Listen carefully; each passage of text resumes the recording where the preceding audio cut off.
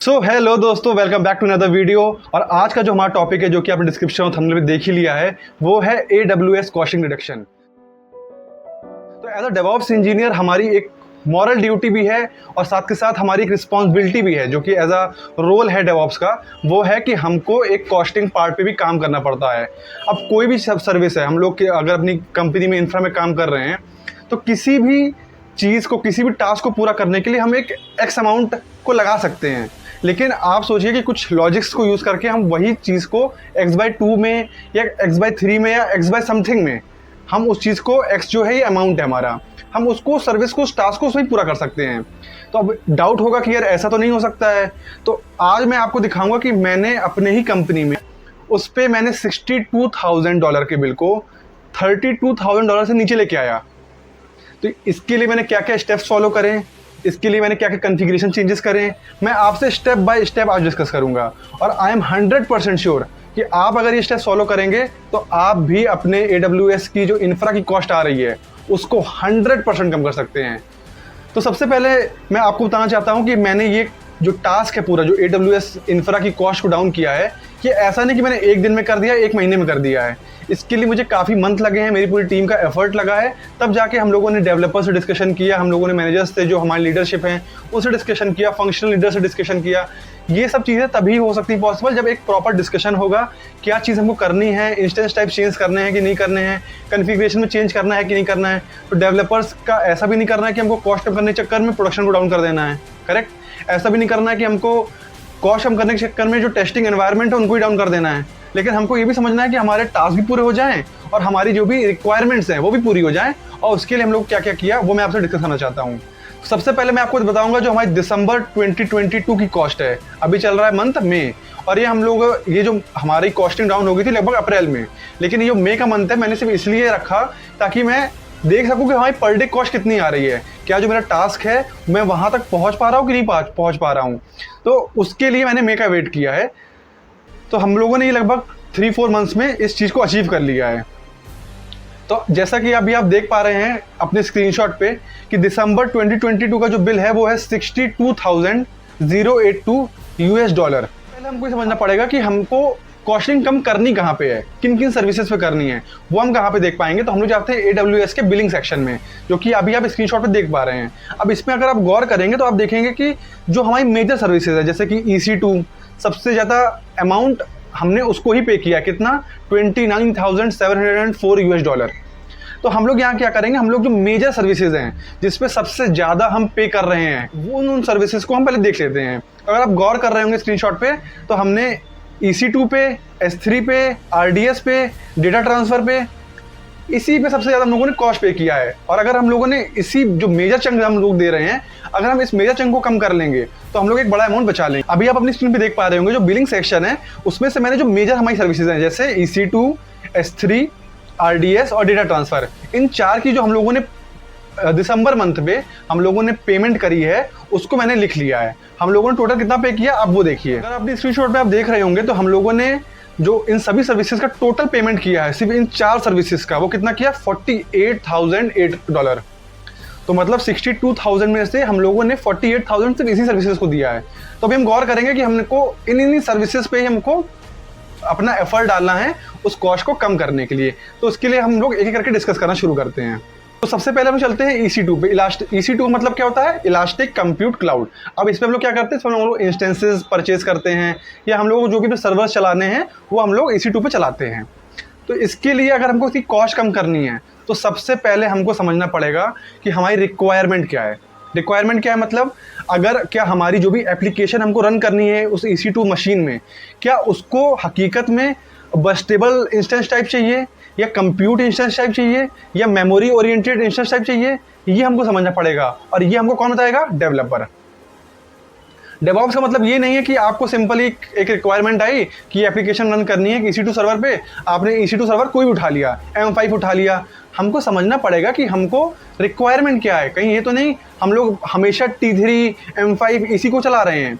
ये होते हैं बस्टेबल। बस्टेबल का रिक्वायरमेंट हमको कब होता है, बस्टेबल का रिक्वायरमेंट तब होता है जब हमको CPU और मेमोरी का लगभग इक्विवेलेंट चाहिए। बस्टेबल में एक फीचर क्या होता है, मान लो कि आपका आपने एग्जांपल ले रहा हूँ, आपने 8 GB रैम लिया, 4 कोर CPU लिया है। अब आपका फॉर एन इंस्टेंस आपका 2-3 दिन तक आपका वो जो CPU और रैम है वो आपका लो में चल रहा है, मतलब वो आपका 4 कोर CPU और 8 GB रैम जो आपने इतना हाई लेवल पे दिया है उतना रिक्वायर्ड नहीं है, कम लेवल पे रिक्वायर्ड है। अब इससे क्या होगा, तो जब आपका कोई पीक आवर आता है, मतलब जब आपकी मान लो एप्लीकेशन को 10 GB रैम चाहिए तो वो तो क्रैश कर जाएगी। लेकिन बस टेबल से फ़ायदा क्या हो जाता है कि बस टेबल उसको स्टोर करता रहता है। जब आपको 10 GB का रिक्वायरमेंट आ गया रैम का, तो उसने जो स्टोर कर रखा था वो आपको मैट्रिक आपको दे देगा पॉइंट कि भाई आप 8 GB से ऊपर चला लो।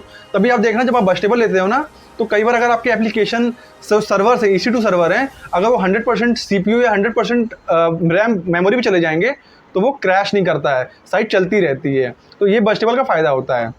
अब फॉर एन एग्जांपल मेरे कोई एनालिटिक्स सर्वर है, उसमें बहुत ज़्यादा रिक्वायर्ड है मेरे रैम की, तो मैं क्यों बस टेबल का लूँगा, मैं लूँगा मेमोरी ओरिएंटेड। जो हमारी R5 की सीरीज़ होती है ना, ये होती है मेमोरी ओरिएंटेड। कोई एप्लीकेशन जो CPU बहुत रिक्वायर्ड है तो मैं CPU ओरिएंटेड लूँगा, कंप्यूट ओरिएंटेड लूँगा, मैं क्यों रैम के लिए उसके लिए जाऊँगा। आप समझ पा रहे हैं ना।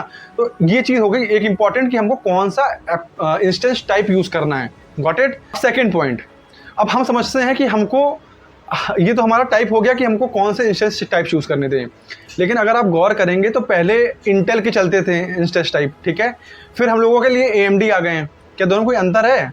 दोनों में अंतर है सिर्फ आर्किटेक्चर का। इंटेल वाले बहुत महंगे हैं, AMD वाले सस्ते हैं, लेकिन एप्लीकेशन है आपकी वो आपकी इंटेल पे भी चल जाती है और 99% एप्लीकेशन आपकी AMD पे भी चल जाती है, AMD आर्किटेक्चर पे। तो आप इंटेल का पैसा क्यों दे रहे हो, आप AMD पे मूव करो। और अभी क्या फ़ायदा हुआ है, AWS ने एक और इंस्टेंस कैटेगरी लॉन्च कर दी है, ग्रेविटॉन की। ग्रेविटॉन क्या करता है, ग्रेविटॉन में सिर्फ एक थोड़ा सा ड्रॉबैक है, जो कि 1% एप्लीकेशन शायद उस पर नहीं चलेंगी, बाकी मेजरली चलती हैं। वो कौन सी हैं कि जो आपका AMD है वो आपका ARM आर्किटेक्चर पे है, आप समझिएगा। तो अब ARM आर्किटेक्चर क्या, कुछ एप्लीकेशन सपोर्ट नहीं करती। आप डेवलपर से बात करेंगे ना, वो आपको बता देगा कि हमारा ARM आर्किटेक्चर सपोर्ट करता है कि नहीं करता। 95% से ऊपर एप्लीकेशन चल जाती हैं। तो हम क्यों इंटेल या AMD पे चलेंगे जब हमको इंटेल का एक महंगा पैसा देना पड़ रहा है। सेम है, परफॉर्मेंस सबकी अच्छी है, मतलब ग्रेविटॉन की तो सबसे अच्छी है। और सेम आपको मान लो आपको 4 GB RAM, for an example आपको 4 कोर CPU और 8 GB रैम चाहिए। इंटेल का एग्जाम्पल ले रहा हूँ, इंटेल का अगर आप $100 दे रहे हैं तो AMD में आपको देना पड़ेगा $75। और अगर आपने ग्रेविटॉन यूज़ कर लिया तो आपको देना पड़ेगा $60। सेम परफॉर्मेंस है, तो आप क्यों इंटेल लेंगे या आप क्यों AMD लेंगे, ग्रेविटॉन यूज़ करो ना। Got it. तो अब हम लोग आते हैं अपने तीसरे पॉइंट पे, जो कि एक इंपॉर्टेंट पॉइंट है, जो कि मोस्टली ऑफ द कंपनीज में हो जाता है, जो हमारी ये डेवऑप्स की गलती नहीं है। कई बार क्या होता है कि हम लोगों को डेवलपर से कोई रिक्वेस्ट आई, हमको कुछ टेस्टिंग करनी है, तो हमने क्या किया, हम लोगों ने एक AMI से कोई सर्वर नया लॉन्च कर लिया, हमने कोई EC2 सर्वर लॉन्च कर लिया और हमने फॉर द टाइम बिंग सोचा कि हमने चलो अपना काम कर लिया, टेस्टिंग कर लिया, अब इसको स्टॉप कर देते, कल दोबारा काम करेंगे। हमने कल दोबारा काम किया, फिर हम उसको भूल गए। हुआ क्या, वो जो आपका EC2 सर्वर है वो पड़ा है किसमें, स्टॉप्ड स्टेट में। तो क्या आपको उसको पैसे देने पड़ेंगे? अरे भाई मशीन के पैसे नहीं पड़ेंगे, लेकिन EBS वॉल्यूम के तो पैसे पड़ रहे हैं ना। ऐसा तो है नहीं EBS वॉल्यूम के पैसे पड़ेंगे नहीं। तो आपको क्या ध्यान देना है कि जो भी स्टॉप्ड सर्वर आपके EC2 कंसोल पे हैं उसको तुरंत ही जाके उसका, अगर वो रिक्वायर्ड है, उसका एक AMI बना लो, लेकिन उसको डिलीट कर दो, टर्मिनेट कर दो उसको। उसकी रिक्वायरमेंट नहीं है, जब स्टॉप्ड है, उसका कोई यूज़ नहीं है, तो उसको आप टर्मिनेट कर दीजिए, उसका एक AMI बना लीजिए अगर आपको लगता है ज़रूरत है। और अगर आप खुद गो थ्रू करेंगे ना, तो हो सकता है आपके ऐसे मेजॉरिटी ऑफ द सर्वर्स होंगे जो कि यूज़ में नहीं होंगे, उसको आप जाके सीधे टर्मिनेट कर सकते हैं, उनका AMI भी रिक्वायर्ड नहीं है। तो यहाँ पर भी सबसे ज़्यादा हमको ध्यान देना है, क्योंकि मेजर ऑफ द कंपनीज में ये एक प्रॉब्लम हो जाती है जो कि डेवऑप्स ध्यान नहीं देता है। चलते हैं अपने फोर्थ पॉइंट पे। हमारा फोर्थ पॉइंट क्या है, अभी जो भी मैं कैटेगरी बात कर रहा हूँ सबके सब EC2 से रिलेटेड हैं। अभी क्या है कि हमको कोई अपने एप्लीकेशन चलानी है, किसी भी कंपनी में कोई एप्लीकेशन ऐसा तो नहीं होता है 1 दिन के लिए 2 दिन की चलती है, वो चलेगी सालों के लिए। तो अगर आपने कोई इंस्टेंस टाइप खरीद लिया है, चाहे वो ग्रेविटॉन का हो, चाहे AMD का हो, चाहे वो इंटेल का हो, वो आपकी पर्सनल रिक्वायरमेंट है, मैंने आपको तीनों का अंदर समझा दिया है। तो आप उसको 1 साल तक ऑन डिमांड पे चलाने वाले हो क्या? नहीं ना। उसका इतना पैसा क्यों दोगे? उसी चीज़ को 1 साल के लिए खरीद के या 3 साल के लिए खरीद के 50% डिस्काउंट ले लो। You got my point. अभी आप ऑन डिमांड पे चला रहे हो, आपको पर आवर का पे करना पड़ रहा है। मैंने फॉर एन एग्जाम्पल आपने M5A.X लार्ज का ले लिया है, तो आप गौर करना, आप दे रहे होगे $0.412 पर आवर का शायद दे रहे होगे, if I am not wrong. लेकिन अगर आप उसका RI ले लोगे ना, वो जस्ट 50% चलता है $0.225 पे। तो क्या सही है आप बताओ, RI सही है ना। तो याद रखना कि अगर कोई इंस्टेंसेस आपने हो सकता है कि आपने ध्यान ना दिया हो, बहुत सारे इंस्टेंसेस आपके ऑन डिमांड चल रहे हो। बेटर है उसके लिए रिजर्व्ड इंस्टेंसेस आप खरीद लो, ठीक है। अभी एक और इम्पॉर्टेंट पॉइंट इसी पॉइंट पे कि आरआईज अगर आप खरीद रहे हो तो आई वुड सजेस्ट यू कि अगर आपकी कंपनी आपको सपोर्ट कर रही है, आपका मतलब देखो वो तो लीडरशिप है, आपको उनसे बात करनी पड़ेगी, तो आप ऑल अपफ्रंट कॉस्ट पे करो। ऑल अपफ्रंट मतलब सारा का सारा पैसा एडवांस में पे कर दो, उसमें आपको और डिस्काउंट मिल जाता है। देखो कॉस्ट पे करने के 3 तरीके हैं, एक होता है ऑल अपफ्रंट, एक होता है पार्शियल अपफ्रंट, एक होता है नो अपफ्रंट। नो अपफ्रंट मतलब हम पैसा यार बाद में दिया करेंगे, मतलब महीने की हर एक तारीख को दिया करेंगे, कुछ कुछ चंक्स में। अगर मैंने 1 साल के लिए कोई आरआई लिया है तो मैं हर एक महीने की पहली तारीख को कुछ कुछ पैसा दिया करूंगा। ये है जो मैं एडवांस में मतलब पे करूंगा। अभी क्या है कि अगर आपने पार्शियल अपफ्रंट लिया तो आधा पैसा अभी दे दो, आधा पैसा बाद में दे दो। और ऑल अपफ्रंट में क्या है, सारा पैसा आप उस आरआई का एडवांस में दे रहे हो, 1 साल का पैसा। आई वुड सजेस्ट कि आप ऑल अपफ्रंट लेके उस चीज़ को और डिस्काउंट पा सकते हो।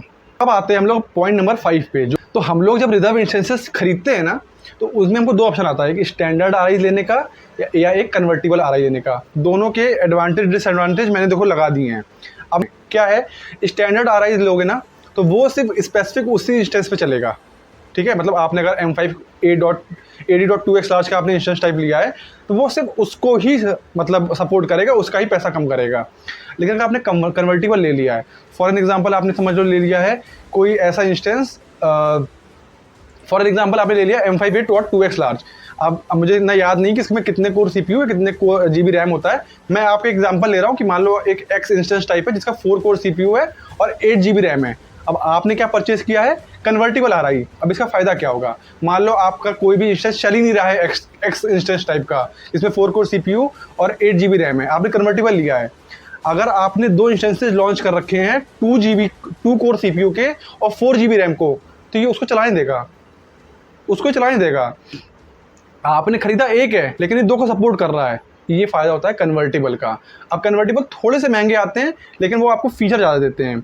अब हम लोग आते हैं अपने नेक्स्ट 6 पॉइंट पे, जो कि बहुत इंपॉर्टेंट पॉइंट है। अगर आपने कुछ बर्स्टेबल इंस्टेंसेस चला रखे हैं, किसी भी कैटेगरी का चला रखा है, अब अगर आप उसके मॉनिटरिंग वाले सेक्शन पे जाओगे ना तो वहाँ पे आपको मिलेगा CPU के कितना चल रहा है, उसके जो भी मैट्रिक्स है ना वो आपको मिल जाएंगे। तो उसके आप मैट्रिक्स देखो।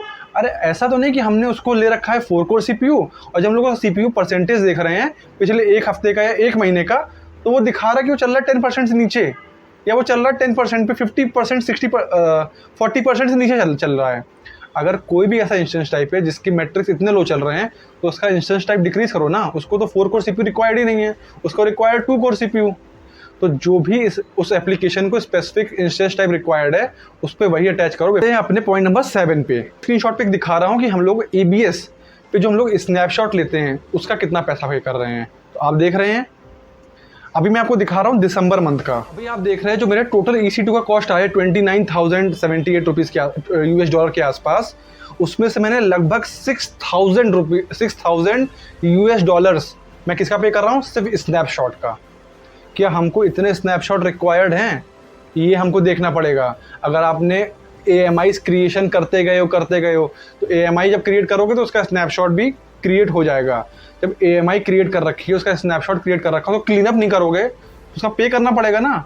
देखो स्नैपशॉट के जो पैसे लगते हैं ना, अगर मान लो आपके 100 GB की हार्ड डिस्क लगी हुई है या EBS वॉल्यूम लगा हुआ है और उस पर 50 GB का डेटा हकीकत में स्टोर्ड है, 50 GB खाली पड़ा है, तो आपको स्नैपशॉट 50 GB देना पड़ेगा। लेकिन जब आप स्नैपशॉट जो क्या होता है, जो भी आपका EBS वॉल्यूम चेंज हो रहा है, मान लो आपने 5 GB डिलीट किया और 10 GB ऐड कर दिया, तो आपको 15 GB का और पे करना पड़ेगा, मतलब टोटल आपको 65 GB का पे करना पड़ेगा। और जबकि आपके टोटल EBS वॉल्यूम कितना है 50 प्लस 5 डिलीट किया 45, 10 ऐड किया 55, ठीक है। तो आपने को टोटल लेकिन 15 GB का और देना, क्योंकि आपने इतना वॉल्यूम को चेंज किया है। तो स्नैपशॉट को क्लीन अप कर दो। एक देखो बहुत सारी AWS की आपको स्क्रिप्ट मिल जाएंगी, या फिर एक AWS की स्नैपशॉट पॉलिसी भी होती है। अगर आपको लगता है कि कोई आपको AMI को डिलीट करना है रेगुलर, मतलब कि आपको ऐसा लगता है कि कोई EC2 सर्वर है उसका मैं 4 दिन का स्नैपशॉट बना के रखूं और 4 दिन के बाद में उसका डिलीट कर दूं। इसी के साथ साथ एक इंपॉर्टेंट पॉइंट दिया जाता है कि AMI तो हम क्रिएट कर ले रहे हैं कि हमको 4 डेज़ का रिक्वायर्ड है, 7 डेज़ का रिक्वायर्ड है। ये देखिए, ये आपके ऊपर पर्सनली डिपेंडेंट है। आपको अपने CTO से या अपने मैनेजर से ये डिस्कस करना पड़ेगा कि मेरे को सर 4 डेज़ का रखना है AMI या 2 डेज़ का, या अब देखो कुछ सर्वर से जो बहुत क्रिटिकल होंगे तो उनको आप रख लो या 7 डेज़ का रख लो। कुछ सर्वर्स होंगे जिनकी ऐसे चल रहे हैं, मतलब बहुत रिक्वायरमेंट नहीं, बहुत क्रिटिकल नहीं है, उनका 2 डेज़ का स्नैपशॉट ले लो, 2 डेज़ का EMI ले लो। ये नहीं कि सबका 7 डेज़ का ले रहे हो, सबका 2 डेज़ का ले रहे हो, तो ये इंपॉर्टेंट पॉइंट है। देखो अब एक चीज़ इंपॉर्टेंट आती है कि हम लोग जो EC2 इंस्टेंसेस ले रहे हैं वो 2-3 टाइप के होते हैं। एक होता है कि हम लोग ऑन डिमांड लेते हैं, एक होता है हम लोग RI ले सकते हैं, ठीक है, रिजर्व इंस्टेंसेस। एक हमारे पास कंप्यूट सेविंग प्लान होता है, उसमें हम लोग ये डिसाइड कर लेते हैं कि हम भाई पर डे कितना पैसा पे करेंगे उस सर्वर पे। होता है वो होता है हमारा स्पॉट इंस्टेंसेस। तो अगर आप कोई टेस्टिंग सर्वर बना रहे हो, मतलब आपको कुछ चीज़ टेस्ट करनी है, तो rather than creating on demand आप स्पॉट इंस्टेंसेस पे टेस्ट करो, पहली चीज़। दूसरी चीज़, अगर आपने कोई क्लस्टर फॉर्मेशन कर रखा है, इसके लिए आप कोई लॉन्च टेम्पलेट या लॉन्च EC2 की लॉन्च कॉन्फ़िगरेशन यूज़ कर रहे हो, तो वहाँ पे एक ऑप्शन आता है स्पॉट का और ऑन डिमांड का। जो फीचर वहाँ पे आप देखोगे तो 0%, आप स्क्रीनशॉट पे देख पा रहे होगे, 100%। एक स्पेसिफिक EMI बना ली, अब आपका क्लस्टर क्या कर रहा है, उसी EMI के 3 सर्वर, 5 सर्वर, 10 सर्वर। जैसे कि मेरी कंपनी में क्या है कि जो क्यूबरनेटीज़ का हम लोग है, वो हम लोग सेल्फ मैनेज क्लस्टर चला रहे हैं। सेल्फ मैनेज का क्लस्टर मतलब क्या हो गया, मास्टर नोड की एक EMI हो गई और एक हमारा वर्कर नोड की EMI हो गई। अब जो वर्कर नोड की EMI है, वो हमारे वर्कर नोड चल रहे हैं, मान लो 30 चल रहा है, 35 चल रहे हैं, तो उनकी सेम ही कॉन्फ़िगरेशन है ना, तो हम लोगों की EMI तो एक ही हो गई। उस EMI का यूज़ करके हम लोगों ने चला दिए हैं 35। अब ये चलो हमारा हो गया प्रोडक्शन, इसमें हम लोगों ने RI खरीद ली, रिजर्व इंस्टेंसेस। अब हम लोग टेस्टिंग एनवायरनमेंट में चलाते हैं। अब टेस्टिंग एनवायरनमेंट 24 घंटे चलता नहीं है, टेस्टिंग एनवायरनमेंट चलता है हमारा 12 घंटे या 10 घंटे, जो भी रिक्वायर्ड है। अब अगर कोई चीज़ 10 घंटे चल रही है, अगर आप उसको स्पॉट पे चलाओगे तो कितना पैसा बचाओगे आप? 14 आवर्स तो आप डे के चला नहीं रहे हो और आपको सिर्फ 12 आवर्स पे करना है। और जो अगर आपने पढ़ा होगा तो स्पॉट इंस्टेंसेस 90% डिस्काउंट पे चलते हैं, तो आप कितना बचा लोगे पैसा, आप खुद सोचो, है ना। तो उस क्लस्टर फॉर्मेशन देखोगे ना, जो कि आप लॉन्च टेम्पलेट भी स्क्रीनशॉट पे देख पा रहे हो, इस पे आप ये देखो 100% ऑन डिमांड या 100% स्पॉट पे हमारे पास ये ऑप्शन है, तो आप 100% स्पॉट पे चलाओ, आपका चलेगा। तो अगर जो भी यहाँ रिक्वायर्ड है वहाँ पे आप स्पॉट इंस्टेंस से चला सकते हैं। हम आते हैं एक इंपॉर्टेंट सेक्शन पे, जिससे कि शायद देखो एक इंपॉर्टेंट बात क्या होती है डेवऑप्स की या किसी भी टेक्निकल चीज़ की ना, you need to be updated. Update नहीं होगे तो पिछला ही करते रहोगे।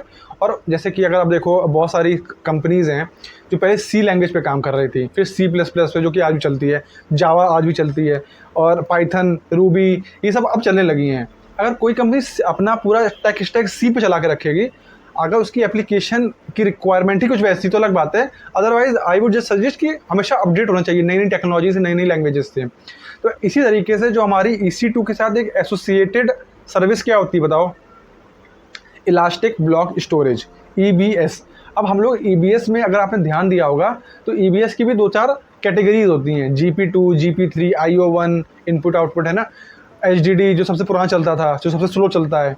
तो हमको रिक्वायरमेंट कैसी है, अभी जो आप GP2 का पैसा पे करते हो ना EBS में, और GP3 जो कि एडवांस है, एडवांस वाला जो फीचर है वो कम पैसे ले रहा है और सेम परफॉर्मेंस दे रहा है, और जो GP2 है वो ज़्यादा पैसे लेता है और वही सेम परफॉर्मेंस देता है।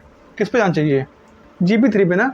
यहाँ पे आपके पास ऑप्शन भी होता है GP3 में, आप थ्रूपुट पे काम कर सकते हो कि थ्रूपुट, भाई मेरी एप्लीकेशन को 125 MB/s की थ्रूपुट चाहिए, मैं वो दे दूंगा। मेरी एनालिटिक्स का सर्वर है, इसको मुझे 250 MBPS की चाहिए, मैं वो दे दूँगा थ्रूपुट, मेरे पे डिपेंडेंट है।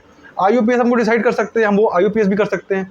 तो ये सबसे अच्छा ऑप्शन है ना हमारे पास। EBS में जो भी अभी आप, अगर आपने ध्यान नहीं दिया होगा तो आपके जितने भी EBS वॉल्यूम्स होंगे ना, वो चल रहे होंगे GP2 कैटेगरी में। उन सभी को मॉडिफाई कर दो, एक्शन पे जाओ, मॉडिफाई करो GP3 पे, सबको GP3 पे कर दो। देखना कि डाउन टाइम है ही नहीं। देखो EBS वॉल्यूम को चेंज करने का कोई डाउन टाइम ही नहीं है। तो आपको सजेस्ट कर रहा हूँ कि EBS के जो कैटेगरी है उसको आप GP2 से GP3 में चेंज कर दो, या जो भी आपकी रिक्वायरमेंट है। अगर आपको लगता है कि यार मेरा कोई काफका का सर्वर है जिसमें थ्रूपुट बहुत चाहिए, या उस पर बहुत इनपुट आउटपुट राइट IOPS बहुत चाहिए, तो उसको आप IO1 पे चला लो, उसके एक्स्ट्रा पैसे पे करने पड़ेंगे। तो आप लेकिन अपने जो भी कैटेगरी रिक्वायर्ड है उस हिसाब से अपने आप को मैनेज कर सकते हो। लेकिन अगर आपका GP2 चल रहा है उसको GP3 पे कन्वर्ट कर दो, बहुत सारे पैसे बच जाएंगे। देखो अगर आप अपने EC2 कंसोल पे ना EBS वाले सेक्शन पे जाओगे तो यहाँ पे आप देख रहे होगे कि यहाँ पे सारे इन यूज़ हैं या अवेलेबल हैं, ठीक है। तो अगर आप यहाँ पे क्लिक करोगे और कोई भी EBS वॉल्यूम जो कि अवेलेबल नहीं है, जो कि नॉट इन यूज़ है, उसको आप इमीडिएटली डिलीट कर दो, क्योंकि कोई मशीन है ना उसके साथ रजिस्टर्ड नहीं है, एसोसिएटेड नहीं है। जब किसी मशीन में वो EBS वॉल्यूम अटैच ही नहीं है तो वो EBS जो है आपका आइसोलेटेड पड़ा हुआ है, कोई इसका फ़ायदा है नहीं, है ना। इसको डिलीट कर दो, ठीक है। तो अगर आपके एक्स्ट्रा EBS क्रिएटेड हैं उन्हें भी डिलीट कर दो ध्यान से। तो देखो अभी हम लोगों ने जो हमारी एक्सेल शीट है ना, इस पर हम लोगों ने EC2 वाला जो कॉन्सेप्ट है, हमने यहाँ पे जो जो चीज़ें मैंने करी हैं वो मैंने आपको बता दी हैं। इन चीज़ों को आप करोगे तो आप पैसे बचा सकते हो। अभी कितने बचाए पैसे मैंने, वो मैं आपको दिखाऊंगा। और एक चीज़ इंपॉर्टेंट याद रखना कि मैंने $62,000 से जस्ट लगभग 50% मतलब आधे पे ले आया हूँ। तो जो हर एक का कॉस्ट है वो एक मेजर चेंज आने वाला है, ठीक है। अभी हम लोग चलते हैं अपनी नेक्स्ट सर्विस पे, वो है सिंपल स्टोरेज सर्विस S3। तो सबसे पहले हम समझेंगे कि S3 में हम लोग करते क्या। देखो S3 में हम लोग क्या करते हैं, हम लोग ऑब्जेक्ट या अपनी जो भी फाइल्स हैं, जो भी चीज़ें हैं, उसको हम लोग स्टोर करते हैं। अब होता क्या है, हम लोग पे करते कैसे जाते हैं। हम लोग देखो सिंपल सा है कि हम लोग वहाँ पे फाइल्स को रखने का पैसा दे रहे हैं। अब हम लोग एक मेजर अमाउंट क्यों दे रहे हैं, क्योंकि क्लीनअप नहीं हुआ है। अब क्लीनअप क्या होता है, अभी देखो एक बहुत बड़ी कंपनी चलती है, तो हमारे पास डेवऑप्स पास रिक्वेस्ट आती है कि ये अपलोड करते जाओ, ये अपलोड करते जाओ। क्लीनअप के लिए कोई नहीं बताता है कि हाँ यार ये चीज़ अब यूज़ हो गई, इसको आप डिलीट कर दो। तो आपको करना क्या, सबसे पहले आपको तुरंत एक मीटिंग करनी है। जितने भी आपके कंपनी के फंक्शनल लीडर्स हैं उनके साथ बैठिए, उनके साथ डिस्कस करिए कि मुझे आपकी टीम से एक मेंबर चाहिए, ओरिएंटेड चाहिए, डेडिकेटेड चाहिए, कि जो सिर्फ इसी काम पे काम करे कि इस बकेट का ओनर कौन है, सबसे पहले किस टीम का फंक्शन लीडर या कोई कौन स्पेसिफिक डेवलपर है, कौन स्पेसिफिक पर्सन है जो कि उसका ओनर है, उसमें क्या क्या डेटा रखा हुआ है, उनको आप रीड एक्सेस दे दो। वो उसको आइडेंटिफाई करेंगे कि ये डेटा कितना पुराना है। अभी जब हुआ क्या, मेरे का इन्फ्रा में हम लोग जैसे AWS जो देखो आपको भी क्लाउड ट्रेल के लॉग्स है ना, आपके कहाँ स्टोर होते तो आपके इसी में है, AWS के S3 में। अभी इसमें क्या है कि लॉग्स स्टोर होते जा रहे हैं, क्लाउड वॉच के हर एक के लॉग्स स्टोर होते जा रहे हैं, कोई क्लीनअप नहीं कर रहा है। सबसे पहले क्या करना है, जितने भी लॉग्स वाली बकेट हैं आप अपने फंक्शन लीडर से डिस्कस कर लो कि 6 महीने का लॉग चाहिए कि 3 महीने का लॉग चाहिए। अब इसमें एक शायद आपको SOC 2 कंप्लायंस आ जाएगा कि नहीं 1 साल का चाहिए। SOC 2 कंप्लायंस आपके हिसाब से चलता है, ऐसा नहीं कि SOC 2 कंप्लायंस का खुद का कोई कंप्लायंस है। अरे भाई मेरी कंपनी का रिक्वायरमेंट है कि मेरे को लॉग्स रखने हैं 6 महीने के, 2 महीने के, 3 महीने के, मैं उतने ही रखूँगा। कोई क्लाउड वॉच का कोई इशू होगा, मतलब आपको कोई लॉग्स चेक करने, कोई 1 साल पहले के बैठ के लॉग्स नहीं देखता। इशू कल आया है तो मैं लॉग देखूंगा मैक्सिमम 1 महीने पहले का, करेक्ट है ना। तो मैं 1 महीने तक का लॉग रख सकता हूँ किसी भी सिंपल लॉग्स का। हाँ, अगर आपका कोई मान लो आपका ELK स्टैक चल रहा है, आपका कोई काफका के लिए कुछ सर्वर्स चल रहे हैं, वहाँ पे आपको रिक्वायरमेंट होता है 3 महीने का लॉग्स, 6 महीने का लॉग्स, अकॉर्डिंगली आप वहाँ पर कर सकते हैं। तो सबसे इंपॉर्टेंट क्या है, जितनी बकेट ओनर्स हैं उनको बुलाओ, उनको देखो कि उनका कितने मंथ का रिक्वायर्ड है डेटा है, उतने को ही रखो। तो वहाँ हम लोगों ने क्लीन अप कर लिया। दूसरा है लॉग्स वाला पार्ट। अब लॉग्स में क्या कौन जाएगा रोज़ रोज़ बैठ के एक को मैनुअली डिलीट करेगा। यहाँ हम लगाते हैं लाइफ साइकिल रूल्स। अब आप स्क्रीन देख रहे हैं, ये है लाइफ साइकिल रूल। अब लाइफ साइकिल रूल में क्या लगाते हैं कि भाई हमको चाहिए 3 महीने का लॉग। हमने यहाँ पे डिक्लेयर कर दिया कि डिलीट ऑल 180 दिन से पहले, मतलब 6 महीने से पहले जो भी अपलोड हुआ है उसको एक कंटिन्यूसली डिलीट करता रहे। तो जो भी नई फाइल्स इनपुट होंगी तो और पिछली वाली डिलीट होती रहेंगी। तो इस तरीके से हम लोग S3 लाइफ साइकिल रूल्स को लगा सकते हैं। क्या होता है कि हमारी जो S3 सर्विस है इसमें बहुत सारी कैटेगरीज हैं, जैसे कि एक स्टैंडर्ड कैटेगरी है, एक आपकी इनफ्रीक्वेंट एक्सेस है, एक आपकी इंटेलिजेंट टीयरिंग है, ग्लेशियर है, डीप ग्लेशियर है। तो ये सारी आपकी कैटेगरीज हैं। अभी आपको लगेगा कि यार हाँ ये तो एक इंपॉर्टेंट पार्ट है, तो मेरे को पता है कि S3 स्टैंडर्ड का ज़्यादा पैसा देना पड़ता है, ग्लेशियर का सबसे कम पैसा देना पड़ता है। लेकिन यहाँ पे एक सबसे इंपॉर्टेंट बात मैं आपको बताना जा रहा हूँ, जो कि मैंने बहुत बड़ी गलती करी और इसका मैंने बहुत बड़ा खामियाजा भुगता है। अब खामियाजा क्या है वो नहीं बताऊँगा आपको, क्योंकि ये वीडियो कोई और भी देख रहा है, ठीक है। तो इंपॉर्टेंट बात क्या है समझना है हमको, कि अगर आपने कोई भी चीज़ स्टैंडर्ड पे चल रही है और आपने उसको इंटेलिजेंट टीयरिंग या इंटेलिजेंट इनफ्रीक्वेंट एक्सेस या ग्लेशियर पे मूव कर दिया है, वो कभी भी ग्लेशियर से स्टैंडर्ड पे नहीं आएगी। इंपॉर्टेंट बात ध्यान रखना। उसको आपने एक बार पुट कर दिया है, जो ट्रांजिशन किया है, इस ट्रांजिशन के भी पैसे देने पड़ते हैं। और एक एग्जांपल लेता हूँ कि एक बकेट है S3 की, जो कि है जिसमें सिर्फ 3 फाइल्स हैं, वो कंज्यूम कर रही 1 टेराबाइट। एक दूसरी बकेट जिसमें 1 लाख फाइल्स हैं और वो भी कंज्यूम कर रही 1 टेराबाइट। दोनों 1 टेराबाइट है। मैंने दोनों को डाला ग्लेशियर में। किसके पैसे ज़्यादा देने पड़ेंगे? तो आपके हिसाब से हो सकता है, अगर आपको नॉलेज ना हो तो बता रहा हूँ, अगर नॉलेज है तो अच्छी बात है। अगर आपने उसको दोनों को डाल दिया है ग्लेशियर में, तो जो आपका 3 फाइल्स है ना, इनका आपको जो 1 टेराबाइट कंज्यूम कर रही है, इसका शायद आपको देना पड़ेगा मुश्किल से $5 ट्रांजिशन चेंज का। ज़्यादा हो सकता है, कम भी हो सकता है, लेकिन बहुत ज़्यादा नहीं होगा। तो ये 1 लाख फाइल्स है ना, जिसको आपने डाला है, जिसका भी 1 टेराबाइट ही कंज्यूम कर रही है, ग्लेशियर में डाल दिया है, ये शायद आपका $300 ले जाएगा, $300। क्यों? क्योंकि जो ट्रांजिशन होता है ना वो पर ऑब्जेक्ट होता है, ना कि ऑब्जेक्ट के साइज पे डिपेंड करता है, वो पर ऑब्जेक्ट पे होता है। अगर आपने एक ऑब्जेक्ट डाला उसका अलग पैसा है, 1000 डाले ऑब्जेक्ट उसका अलग पैसा है। समझ गए बात को? तो ये हमको ध्यान देना है। तो रैदर देन ट्रांजिशन आप बकेट ओनर से मिलिए, उनको पूछिए कि क्या उनको फाइल्स को इनफ्रीक्वेंट एक्सेस होता है। जैसे मान लो बहुत सारी कंपनीज हैं जो शायद अपने इनवॉइसेस रखती होंगी, इनवॉइसेस कैसे रिक्वायर्ड होते हैं बताओ मेरे को? एक बार रिक्वायर्ड हो, दोबारा रिक्वायर्ड भी नहीं होते कभी, ठीक है? मैक्सिमम दोबारा एक या दो बार रिक्वायर्ड होंगे। वो क्या है? इनफ्रीक्वेंट एक्सेस है, स्टैंडर्ड नहीं है। ये नहीं कि जब मन किया तब निकाल लिया, अरे कभी कभार निकालना, थोड़ा सा वो ये निकलता है 1 सेकंड में, ये निकलेगा 1 मिनट में, इतनी तो अंदर आ रहा है, तो इनफ्रीक्वेंट एक्सेस में रखो ना उसको, उसके पैसे बचेंगे हमारे। समझ गए? तो जो भी हमारी S3 की क्लासेस हैं इसको ध्यान से समझना है हमको पहले, और जिस भी बकेट को जैसा रिक्वायरमेंट है हम उसको उसी क्लास में रखेंगे, उसी क्लास में प्रोविज़न करेंगे। तो अभी हमने यहाँ तक 2 टॉपिक कवर कर लिए अपने, एक EC2 का, एक S3 का। आई होप कि आपको इन दोनों से काफ़ी अच्छा समझ में आया होगा, और इसमें से मेरे हिसाब से मेजॉरिटी ऑफ द पीपल कुछ ना कुछ गलतियाँ पक्का कर रहे होंगे जो कि शायद ठीक कर सकते हो। अगर आपने नहीं कर रहे हैं तो आप अमेजिंग। अब हम लोग आते हैं अपने नेक्स्ट टॉपिक पे, जो कि है हमारा RDS, रिलेशनल डेटाबेस सर्विस। देखो इसमें आप बहुत कुछ नहीं कर सकते हो। इसमें अगर सिर्फ सिंपल सा एक है, जो देखो जो चीज़ 1 लाइन पे मैं उसको 1 लाइन पे ही बताऊंगा, जो चीज़ को मुझे एक्सप्लेन करना पड़ेगा उसको मैं एक्सप्लेन करूंगा, चाहे वीडियो लंबा ही हो जाए। क्या है कि आपने कोई RDS खरीदा, ठीक है? उसका जो RDS भी एक मशीन ही होती है ना, ऐसा तो है नहीं कि आपका RDS कोई और है। RDS के बैकग्राउंड में भी एक EC2 मशीन चल रही होती है, उसमें एक ये है कि तुम्हारा MySQL या जो भी आपने अरोरा या जो भी आपने चला रखा होगा ना DynamoDB, वो आपका उसमें ही चल रहा होता है।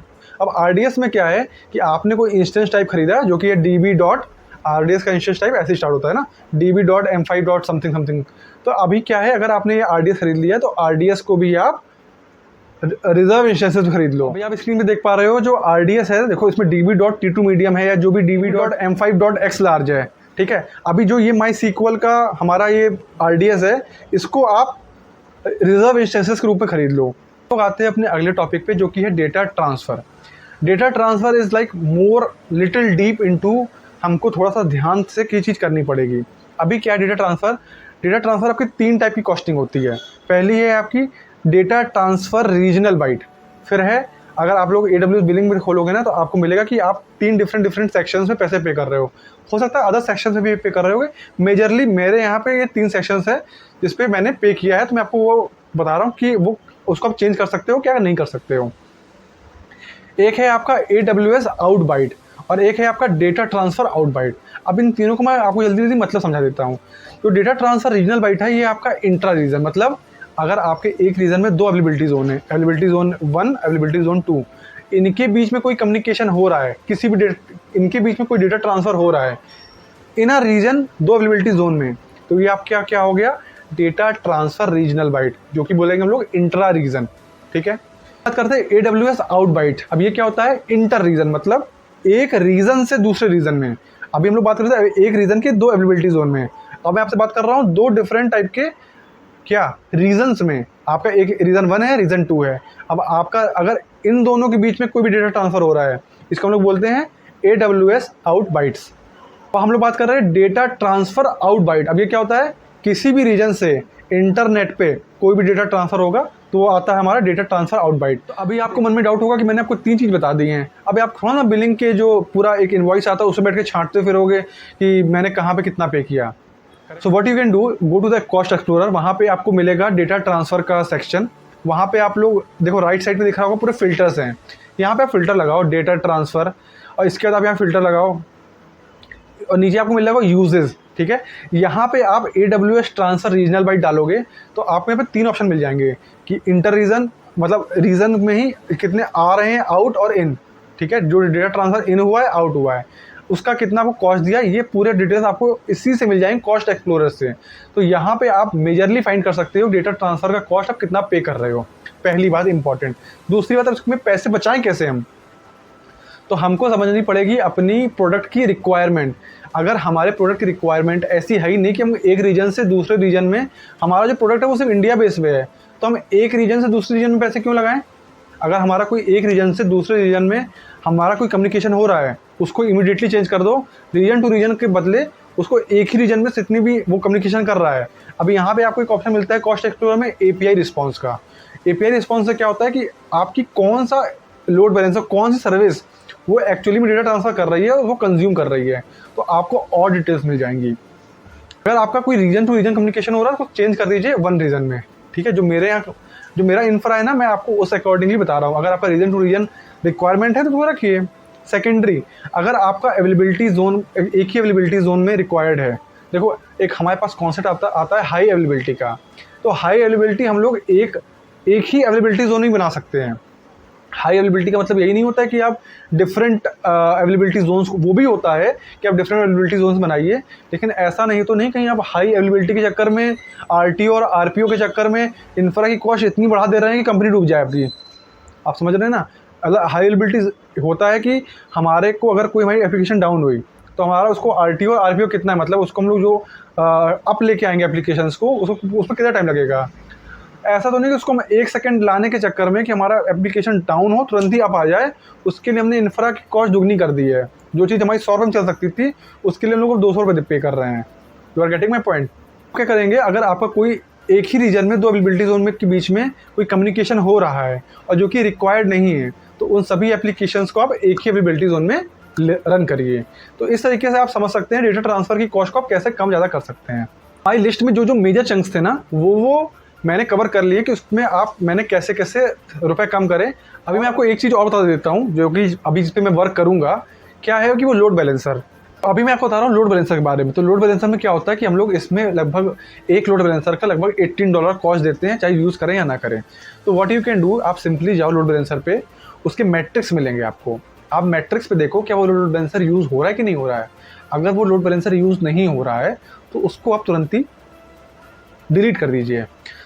तो अभी मैं आपको दिखाता हूँ कि मैंने दिसंबर मंथ में एवरेज पर डे कितना कॉस्ट पे किया है। और ये हम कैसे देख सकते हैं, ये देख सकते हैं कॉस्ट एक्सप्लोरर पे। ये आप देख पा रहे होंगे जो मैंने एवरेज कॉस्ट पे करी है लगभग हर डे दिसंबर मंथ में, वो लगभग करी है $1400 क्या, हाँ $1450। मतलब मैं एक बात कर सकता हूँ मैक्सिमम जो मैं देख रहा हूँ, हाँ दिसंबर 18 को मैंने पे करी $1498। ठीक है, दिसंबर 19 को $1500। अच्छा कॉस्ट देखो बढ़ती जा रही है अभी। अच्छा यहाँ कम हुई है कॉस्ट, तो मैं इसको एज्यूम करता हूँ मैंने नियर अबाउट रोज के $1400 पे करे हैं। किसमें, दिसंबर मंथ पे। तो जैसा कि अभी आप देख पा रहे हैं मैंने AWS कॉस्ट एक्सप्लोरर खोल लिया है पेज, और मैं अभी क्या देख रहा हूँ, अभी मैं देख रहा हूँ मई मंथ का कॉस्ट। यहाँ आप देख सकते हैं राइट साइड पे जो मैंने वो जो डेट रेंज लगा है वो लगा है 1 मई से 26 मई का। जो 26 मई है वो आज का ही डेट है, रात का समय है, मैं वीडियो शूट कर रहा हूँ। ठीक है, तो अभी आप देख रहे हैं कि टोटल जो कॉस्ट आया है वो है $28,173।